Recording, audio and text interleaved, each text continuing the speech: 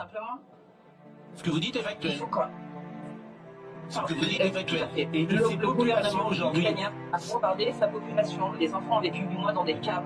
Le film que j'ai fait en 2015. Desde que en 1973 a Estados Unidos se le ocurriera la brillante idea de respaldar su moneda con el petróleo, o sea, el llamado petrodólar, Estados Unidos se ha convertido en amo y señor del mundo, transformando al país de las barras y las estrellas en el país de las garras y las estrías. ¿Qué tal amigos? Mi nombre es Arcel y hoy voy a hablarles un poco de la geopolítica norteamericana y europea, aquella que dicta disparar primero y preguntar después. Estados Unidos no es considerado el país más rico y poderoso del planeta solo por el hecho de tener una de las mejores economías mundiales, sino también y en gran medida esto se lo debe a la gracia de su poder militar. Si lo quiere, lo obtiene, o lo consigue por las buenas o las malas. Y es gracias a esa política carroñera que el país de las libertades ha logrado en gran medida implementar y expandir arrogantemente su modelo democrático, instituyéndola principalmente en suelo europeo, desde donde se planifican junto al tío Sam los más maquiavélicos movimientos geopolíticos para imponer su dominio sobre países considerados subdesarrollados u hostiles. Y es que pareciera ser que para Estados Unidos, Europa y sus colonias, la democracia existe solo cuando les conviene, y cuando no, le llaman dictadura. Y es precisamente el caso de Rusia, quien fue empujada, por así decirlo, a un conflicto militar inevitable y calculado de antemano por el Pentágono, ya que la opción a la guerra era la guerra. No se olviden que según la doctrina Monroe y el destino manifiesto norteamericano, Estados Unidos goza de la bendición divina para expandirse e imponer su voluntad a voluntad, valga la redundancia, sobre otros y por encima de otros. No por nada la retórica presidencial de Estados Unidos dicta: Dios bendiga América.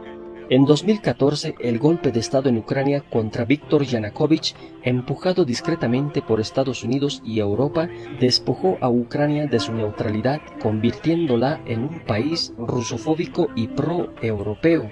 Ucrania fue sin duda la excusa perfecta al crecimiento y desarrollo ruso, como Taiwán lo será seguramente a las aspiraciones chinas. No por nada dicen que en río revuelto ganancia de pescadores, y Estados Unidos en este conflicto está pescando nada más y nada menos que con dinamita, poniendo de carne de cañón las aspiraciones ucranianas de vivir el sueño americano y arrastrando en el proceso a la vieja y nueva Europa, que como cangrejos parecen lanzarse voluntariamente al caldo hirviente pensando en tomarse un rico baño sin percatarse que de a poco se irán cocinando. Y es que pareciera ser que la política europea dicta quedar bien con el tío Sam a una costa de su dignidad y por todos los medios posibles. ¿Quién los entiende? Y siguiendo ese lineamiento marcado por Estados Unidos, Europa pretende castigar a Rusia castigándose a sí misma, ya que las sanciones políticas y económicas que vienen implementando están causando más dolor a los europeos que a los rusos.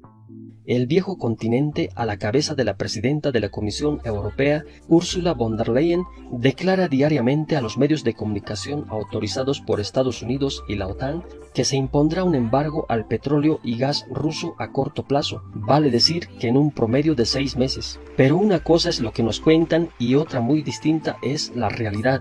Y la realidad dicta que sin el gas y el petróleo rusos, Europa está condenada a la recesión. Por eso es que mientras los líderes declaran retóricamente la moral europea de hacer mutis a Rusia, sacrificando su estilo de vida de primer mundo, utilizando menos la ducha o la calefacción, muy por debajo de la mesa le siguen comprando a Rusia y bajo sus términos, vale decir que están comprando el gas y el petróleo en rublos. Pero ojo, que de esto nadie se vaya a enterar, ya que se sabe que hasta el momento más de 10 naciones europeas están comprándole a Rusia en rublos, mientras por los medios de comunicación declaran lo contrario. Y los más ingenuos como Polonia y Bulgaria, que se quisieron hacer entre comillas los machos, afirmando que no pagarían en rublos, salieron trasquilados y sin suministros de gas. Europa, por escapar de la sartén, está cayendo en las brasas, ya que por vetar lo ruso comenzarán a consumir lo chino, pues no existe alternativa alguna a las materias primas y tecnológicas que requieren para impulsar su supuesta dependencia de Rusia. Pero como no hay más ciego que el que no quiera ver, siguen impulsando el conflicto ucraniano a diestra y siniestra, suministrando armas y más armas al gobierno neonazi de Kiev, que por cierto tiene totalmente prohibido rendirse o negociar la paz con Rusia. Y Nancy Pelosi en persona visitó a Zelensky para ponerle todo esto muy en claro, mientras que Boris Johnson sigue afirmando que los británicos están dispuestos a derramar hasta la última gota de sangre ucraniana para ganarle la guerra a Putin. Parece que el plan a seguir es rodear a Rusia de conflictos y sanciones hasta desgastarlo. Y siguiendo ese lineamiento de desinformación mediática en los medios afines a Occidente, se afirma que Rusia va perdiendo la guerra, que Putin está a punto de ser víctima del cáncer y de un golpe de Estado, y que hasta ser nazi está bien siempre y cuando luches en contra de los rusos. Si leen los medios de comunicación occidentales y escuchan a los políticos occidentales ucranianos, tendrán en su mente más o menos la siguiente imagen de lo que está pasando en Ucrania. Rusia, celosa del éxito del vecino y de sus perspectivas de convertirse en miembro de la Unión Europea, la parte del mundo civilizado libre, lanzó una invasión a gran escala contra este país. Las fuerzas rusas cometieron y siguen cometiendo atrocidades, y el valiente ejército y los defensores ucranianos intentan resguardarse de los terribles disparos indiscriminados rusos. La realidad, sin embargo, es sorprendentemente diferente, y las autoridades ucranianas y sus patrocinadores occidentales no están interesados en arrojar ninguna luz sobre ella. No voy a plantear aquí la cuestión de las fragantes y atroces provocaciones de Ucrania y sus patrocinadores como Bucha y Kramatorsk en Irpin. Este montaje es tan obvio que la presencia del Reino Unido en el Consejo de Seguridad incluso decidió, en total violación del reglamento del Consejo, negar nuestro derecho a convocar a una reunión emergente sobre la provocación de Bucha. Solo trataré de desmontar algunos de los mitos promovidos por Ucrania, pasando el micrófono a los compañeros que se enfrentan a la realidad del terreno. Como saben, incluso las actividades militares tienen sus leyes. Se llama Derecho Internacional Humanitario, que a grandes rasgos se resume en los siguientes principios: no utilizar las infraestructuras civiles con fines militares, no colocar armamento pesado en zonas residenciales, no utilizar a la población civil como escudos humanos y tratarlos dignamente aún en presencia de la guerra. Tenemos razones para creer que todos estos principios son violados sistemáticamente por el ejército de Ucrania y las milicias ucranianas. Hay muchos testigos que afirman que el ejército ucraniano utiliza a los civiles como rehenes y escudos humanos.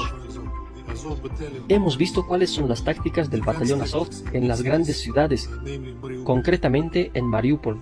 Por favor, vean este video. La doble moral, uno de los sellos personales de la supuesta democracia norteamericana, que mientras le manda armamento a Ucrania, va enviándole dólares a Rusia, dicta que todo esto está bien, ya que le sigue comprando con mucha discreción miles y millones de dólares en materias primas y otros a Rusia. Pero la prensa de esto, nada. La prensa nos quiere hacer creer que las supersanciones de Occidente están acabando con Rusia de una forma despiadada. El Papa Francisco también ya ha aparecido en medio de todo este conflicto y solicitó una reunión al Kremlin con Vladimir Putin, no sin antes llamar monaguillo de Putin a la máxima autoridad religiosa de Rusia, el patriarca Kirill, y como para lavarse las manos también expresó: los ladridos de la OTAN a las puertas de Rusia hicieron desencadenar el conflicto en Ucrania. Pero aún con todo esto, Putin le dijo no al Papa. El conflicto de Ucrania y la operación especial de Rusia, que ya se está convirtiendo en una guerra abierta contra Occidente, antes de mejorar irá empeorando cada vez más, y los tambores de guerra y los tambores nucleares vienen sonando más que nunca.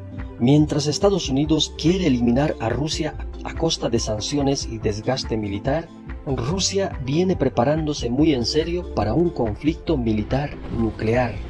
No se olviden que al principio todos dudaban de que Rusia intervenga militarmente a Ucrania, pero como ya lo vieron, la realidad siempre supera la ficción, y al parecer en esta realidad todo es posible.